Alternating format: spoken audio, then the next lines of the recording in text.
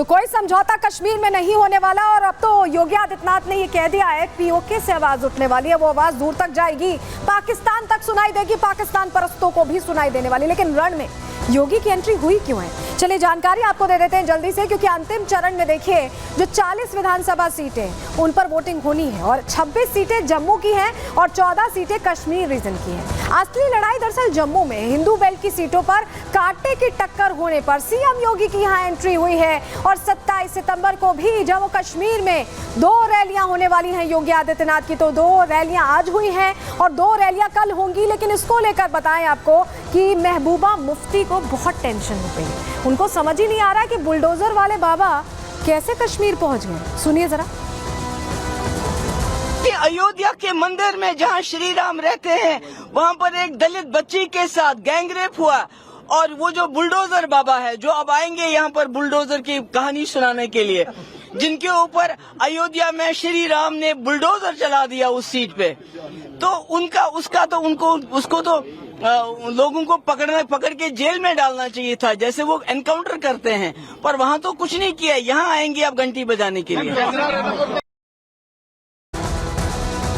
तो देखिए कई अहम एजेंडे हैं जिसको लेकर योगी आदित्यनाथ ने खुलकर अपनी बात रख दी है। बेरोजगारी की बात करें, सुरक्षा, विस्थापितों का पुनर्वास और कनेक्टिविटी कैसे जम्मू कश्मीर के साथ बढ़ाई जाएगी और विकास पर कैसे ध्यान केंद्रित रहने वाला है, ये योगी आदित्यनाथ ने आज जम्मू में बताया 2 बड़ी रैलियों के जरिए। और उन्होंने ये भी कहा है कि जो यहाँ पर सोचते हैं कि ये आतंक की फैक्ट्री बना लेंगे, पाकिस्तान जैसी स्थिति कर देंगे या 370 की वापसी का सपना देख रहे हैं, वो होश में आ जाएं।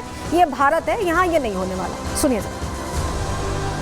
कांग्रेस का नाम ही समस्या है और भारतीय जनता पार्टी का समाधान है। चाहे कांग्रेस हो या पीडीपी या फिर नेशनल कॉन्फ्रेंस, ये सभी तो जम्मू कश्मीर को आतंकवाद का एक वेयर हाउस बना चुके थे और वेयर हाउस से यहां का नौजवान जिसकी ऊर्जा यहां के विकास में लगनी चाहिए थी, जिसकी प्रतिभा का लाभ देशवासियों को मिलना चाहिए था, उस पूरे जम्मू कश्मीर को इन्होंने अपने राजनीतिक स्वार्थ के लिए तबाह करके रख दिया था।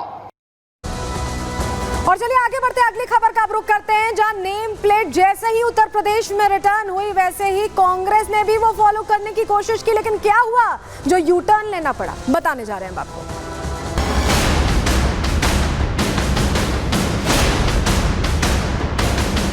जिस तरीके से उत्तर प्रदेश में रेडी फड़ी वाले हैं उनके लिए ये मैंडेटरी किया गया है, तो हमने भी इसको यहाँ पर पूरी मजबूती से लागू करने का निर्णय किया है।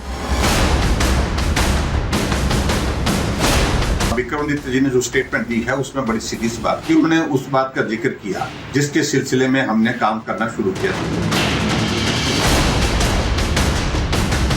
हिमाचल की सरकार के इस फैसले से मैं सहमत नहीं। इसमें यूपी का कोई लेना देना नहीं है, हिमाचल प्रदेश एक अलग राज्य है।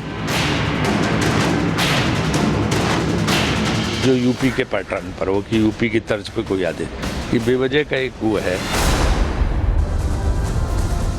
तो हिमाचल सरकार में मंत्री हैं विक्रमादित्य, जिन्होंने अचानक यू टर्न ले लिया। पहले तो उन्हें योगी मॉडल पसंद आया, उन्होंने सोशल मीडिया प्लेटफॉर्म एक्स पर शेयर करते हुए कहा कि ये मॉडल हिमाचल सरकार में लागू है, वहाँ वही नेम प्लेट वाला मॉडल जिसको लेकर फैसला योगी आदित्यनाथ ने हाल ही में लिया। और उसको लेकर जब उन्होंने हामी भर दी तो कांग्रेस में अलग अलग तरह के रिएक्शंस आने लगे, प्रश्न खड़े किए जाने लगे, जिसके बाद उन्होंने सोचा कि अब क्या किया जाए। आपको बताते हैं, पूरी जानकारी आपके सामने रख रहे हैं, क्योंकि ये जो हुआ है ये एक अलग तरह का दबाव सा दिख रहा है विक्रमादित्य सिंह पर, जो सरकार में है, हिमाचल सरकार में।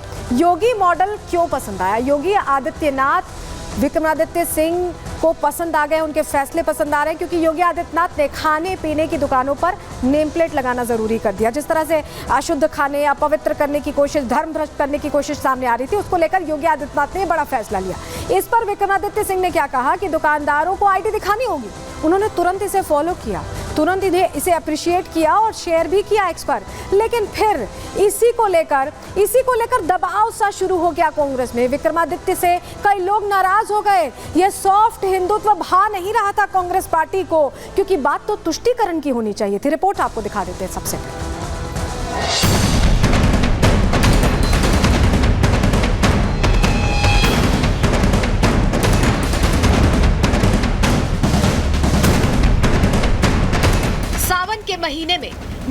नगर से लेकर हरिद्वार तक दुकानदारों को पहचान बताने का प्रशासनिक आदेश जारी किया गया था, जिसे विपक्षी दलों ने धार्मिक मुद्दा बना दिया। मामला सुप्रीम कोर्ट पहुंच गया, जिसके बाद इस आदेश पर रोक लग गई। लेकिन खाने पीने की चीजों में हो रही मिलावट के मुद्दे पर योगी सरकार सख्त है। खाने पीने की चीजों में मिलावट ना हो, इसके लिए गाइडलाइन जारी की गई। दुकानदारों को पहचान बताने के आदेश दिए गए। साथ ही होटल में काम करने वालों की वेरिफिकेशन को भी अनिवार्य कर दिया गया। योगी का ये मॉडल अब हिमाचल सरकार को भी पसंद आ गया है। हिमाचल सरकार के मंत्री विक्रमादित्य सिंह ने 25 सितंबर की सुबह उत्तर प्रदेश की तर्ज पर हिमाचल में वेंडिंग के नियम लागू करने की बात कही, लेकिन शाम होते होते उन्होंने अपने बयान से योगी मॉडल को अलग करके इसे हिमाचल सरकार का फैसला करार दिया। जिस तरीके से उत्तर प्रदेश में भी वहाँ पर भी जो रेडी फड़ी वाले हैं, खास करके उनके लिए ये मैंडेटरी किया गया है कि वहाँ पर जो है आपको अपना उसमें नाम और आईडी लगाना होगा। तो हमने भी इसको यहाँ पर पूरी मजबूती से लागू करने का निर्णय किया है। इसमें यूपी का कोई लेना देना नहीं है। हिमाचल प्रदेश एक अलग राज्य है, एक अलग प्रांत है, and we have to follow the rules. मगर निश्चित तौर से क्योंकि चुनी हुई सरकार है, इसलिए प्रदेश के लोगों के हितों की रक्षा करना और प्रदेश में सुरक्षा को बनाए रखना ये सरकार का दायित्व बनता है। विक्रमादित्य की ये बयान बता रहे हैं कि उन पर आलाकमान का दबाव है, तभी तो सुबह तक उत्तर प्रदेश की वकालत कर रहे विक्रमादित्य को शाम को ही यू टर्न लेना पड़ा।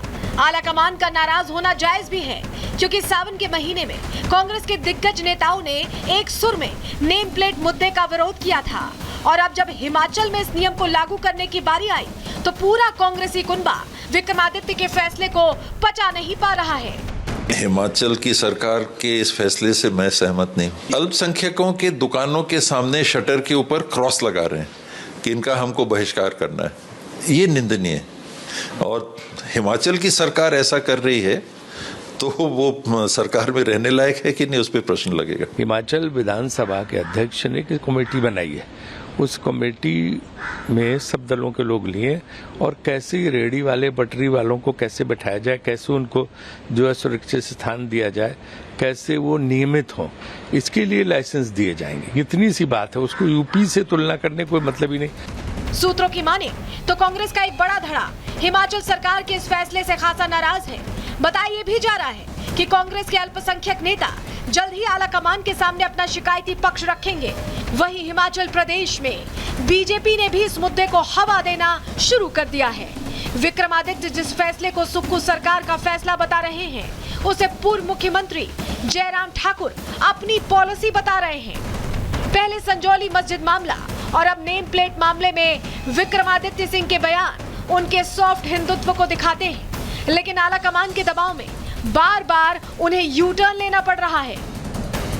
Bureau report, Republic Bharat.